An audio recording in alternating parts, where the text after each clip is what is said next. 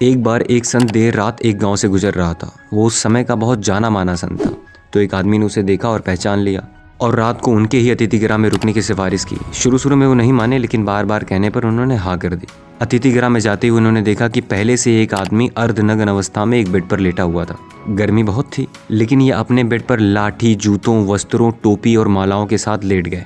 दूसरे आदमी को ये बात समझ नहीं आई, तो उसने बोल दिया कि महाराज, गर्मी बहुत है, कृपया करके अपने वस्त्रों को उतार दीजिए और धोती में लेट जाइए।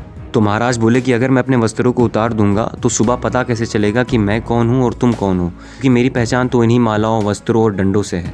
दूसरे आदमी ने उनसे बोला कि आप अपने पैर में गुब्बारा बांध करके सो जाइए, तो सुबह उठने पर जिसके पैर में गुब्बारा होगा वो आप होंगे।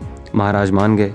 आधी रात दूसरे आदमी को शरारत सूझी, तो उसने उनके पैर से गुब्बारा निकाल करके अपने पैर में बांध लिया। अब जब सुबह महाराज उठे और उन्होंने गुब्बारा दूसरे आदमी के पैर में बंधा हुआ देखा तो वो घबरा गए। उन्होंने बोला, गुब्बारा तुम्हारे पैर में बंधा हुआ है, तो मतलब तुम मैं हो? तो अगर तुम मैं हो तो मैं कौन हूँ? कहानी का मतलब बस इतना सा है कि ऐसे हम लोगों ने भी कई गुब्बारे बांधे हुए हैं। जाति का, धर्म का, नाम का, शरीर का, विचारों का, पद का, प्रतिष्ठा का, उधारी के ज्ञान का, जिससे हमारी सच्चाई, हमारी ट्रू पोटेंशियल कहीं दब गई है। That's why in order to become limitless हमें पहले ऐसे कई गुब्बारों को खुद से अलग करना होगा। हमें अपनी true identity which is greatness, उसे पहचानना होगा और ख़ुद को रीडिफाइन करना होगा।